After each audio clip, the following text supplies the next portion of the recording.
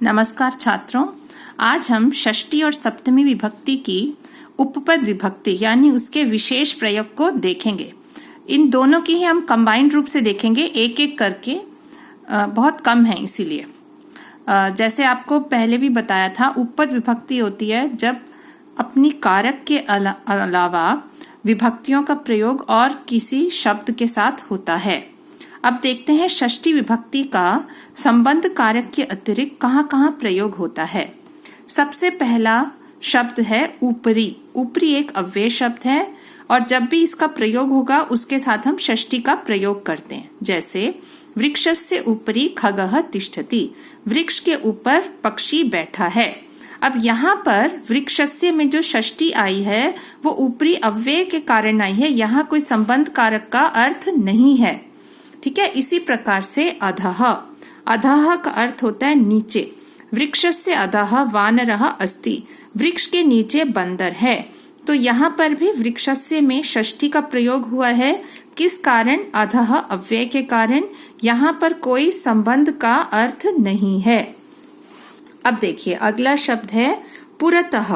पुरतः का मतलब होता है आगे, इन फ्रंट। जैसे छात्राणाम पुरतः अध्यापकः चलति। जैसे आप लोग कभी प्रार्थना सभा असेंबली से आते हैं या जाते हैं तो छात्रों के आगे अध्यापक चलते हैं, तो उसी तरह सोचकर देखिए आपकी लाइन में आगे अध्यापक चल रहे हैं, पीछे छात्र। तो छात्राणाम षष्ठी विभक्ति बहुवचन, छात्रों के आगे अध्यापक चलते हैं। कभी आगे चलते हैं, कभी पीछे चलते हैं। यहाँ हमने आगे वाला अर्थ लिया है। तो यहाँ पुरतः अव्यय के कारण षष्ठी विभक्ति का प्रयोग हुआ है। यहाँ संबंध कारक का कोई अर्थ नहीं है। इसी तरह से सिमिलर दूसरा वाक्य है पृष्ठतः पीछे। दूसरा एग्जाम्पल ले लिया, छात्राणाम पृष्ठतः प्राचार्यः आगच्छति। कभी कभी ऐसा होता है असेंबली से आते वक्त या जाते वक्त आपके पीछे हो सकता है प्रिंसिपल आए आपको चेक करने, आपके प्रधानाध्यापक आए, तो छात्रों के पीछे प्रधानाध्यापक आते हैं। यहाँ भी पृष्ठतः अव्यय के कारण यहाँ षष्ठी का प्रयोग हुआ है। यहाँ संबंध कारक का कोई अर्थ नहीं है। ठीक है। और उसके बाद है बहुतों में से एक को चुनना यानी निर्धारण। जैसे बहुत सारे लोग हैं, उनमें से हमें एक व्यक्ति को किसी कारण चुनना है। जैसे नृपाणाम श्री रामः श्रेष्ठः, सभी राजाओं में श्री राम सबसे श्रेष्ठ हैं। आज भी उन्हें सबसे श्रेष्ठ माना जाता है। तो हमने बहुत सारे राजाओं में से एक श्री राम को चुना है। तो यहाँ पर भी षष्ठी का प्रयोग हुआ है। क्यों? क्योंकि हमने चुना है, इसीलिए संबंध का कोई अर्थ नहीं है। उसी तरह से खगानाम मयूरः श्रेष्ठः, सभी पक्षियों में मोर श्रेष्ठ है। तो सभी पक्षियों में से हमने एक को चुना, कौन? मोर। तो मोर सबसे श्रेष्ठ है। तो यहाँ पर भी षष्ठी का प्रयोग हुआ है। संबंध कारक का यहाँ पर कोई अर्थ नहीं है। आइए आगे देखें। अब हम देखते हैं सप्तमी विभक्ति के विशेष प्रयोग। सप्तमी विभक्ति का प्रयोग बेसिकली कहाँ होता है? अधिकरण कारक के लिए, लोकेशन, स्थान बताने के लिए। लेकिन इसके अलावा कहाँ कहाँ इसका प्रयोग होता है?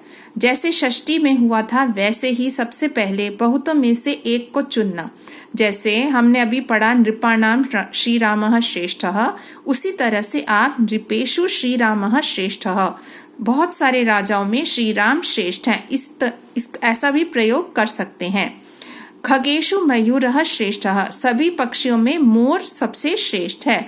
यानी आप जब बहुत में से एक को चुन रहे हैं तो आप षष्ठी भी प्रयोग कर सकते हैं, सप्तमी भी, दोनों ही अलाउड है। जैसे वीणा के लिए हमने द्वितीया, तृतीया और पंचमी का प्रयोग किया, उसी तरह से बहुतों में से एक को चुनने के लिए हम षष्ठी भी यूज कर सकते हैं, सप्तमी भी। अब अन्य प्रयोग देखते हैं। पहला उसमें से है स्नेह धातु। स्नेह मतलब होता है स्नेह करना, जैसे माता पुत्र पर करती है। वही एग्जाम्पल हमने लिया है, माता पुत्रे स्नेहयति, माता पुत्र पर स्नेह करती है। तो यहाँ पर पुत्रे शब्द में सप्तमी का प्रयोग हुआ है। किस कारण? ये स्नेह धातु के कारण हुआ है। यहाँ पर अधिकरण कारक का कोई अर्थ नहीं है। इसी तरह दूसरा एग्जाम्पल देखिए, अम्बायाम अपि पुत्रः स्नेहयति, माता पर भी पुत्र स्नेह करता है। तो अम्बायाम में भी यहाँ सप्तमी आई है। किस कारण? स्नेह धातु के कारण। तो जो जिस पर स्नेह करता है उसमें आती है सप्तमी विभक्ति। माता पुत्र पर, तो पुत्र में आ गई सप्तमी। माता पर पुत्र, तो यहाँ पर आ गई सप्तमी। तो ये हो गया एक प्रयोग। दूसरा, विश्वस यानी विश्वास करना। माता पुत्रे विश्वसति, माता पुत्र पर विश्वास करती है। तो पुत्र पर यहाँ पर आ गई सप्तमी विभक्ति। किस कारण से? विश्वस धातु के कारण। यहाँ कोई भी अधिकरण का अर्थ नहीं है। और उसके बाद एक अंतिम प्रयोग है इसका, निपुण, योग्य, एफिशिएंट। जब कोई किसी चीज में एफिशिएंट होता है, जैसे सह वीणा वादने निपुणः अस्ति, वह वीणा बजाने में निपुण है, योग्य है। तो हम किसी व्यक्ति की बात कर रहे हैं, वो एक पर्टिकुलर वीणा बजाने में निपुण है, तो यहाँ पर सप्तमी का प्रयोग हुआ है। किस कारण? निपुण शब्द को बताने के लिए, निपुणता को बताने के लिए। यहाँ पर अधिकरण का कोई अर्थ नहीं है। इसी तरह से श्री कृष्ण वंशी वादने निपुणः अस्ति, श्री कृष्ण बंसी बजाने में निपुण है। हम सभी को पता है श्री कृष्ण बंसी कितनी अच्छी बजाते थे, तो वो उसमें निपुण थे। तो निपुणता प्रकट करने के लिए यहाँ सप्तमी का प्रयोग हुआ है। यहाँ पर भी अधिकरण का कोई अर्थ नहीं है। तो अगर हम समराइज्ड फॉर्म में देखें, षष्ठी और सप्तमी का प्रयोग कहाँ कहाँ होता है? षष्ठी का प्रयोग होता है एक, संबंध कारक, ये हो गया उसका बेस्ट फ्रेंड। कारक और विभक्ति का प्रयोग, उसके अलावा ये सारे हैं विशेष प्रयोग। कहाँ कहाँ? ऊपरी, ऊपर, अधः नीचे, पुरतः आगे, पृष्ठतः पीछे। ये एक तरह से डायरेक्शंस हो गए, आगे पीछे ऊपर नीचे, ऐसे याद रख लीजिए आप। और बहुतों में से एक को चुनना। तो ये हो गए इसके 6 प्रयोग। सप्तमी कहाँ कहाँ आती है? पहला तो अधिकरण कारक, यानी लोकेशन बताने के लिए, स्थान बताने के लिए। ये तो कारक और विभक्ति आपस में दोस्त हो गए। उसके अलावा कहाँ कहाँ आती है? स्नेह धातु, स्नेह करना, विश्वस, विश्वास करना, निपुणता, एफिशिएंसी प्रकट करने के लिए, और फिर वही बहुतों में से एक को चुनना। तो ये हो गया इसका एक समराइज्ड फॉर्म।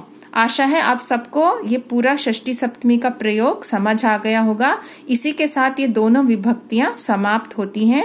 इसी वीडियो के साथ आपको डिस्क्रिप्शन लिंक में इसके नोट्स भी मिल जाएंगे। धन्यवाद।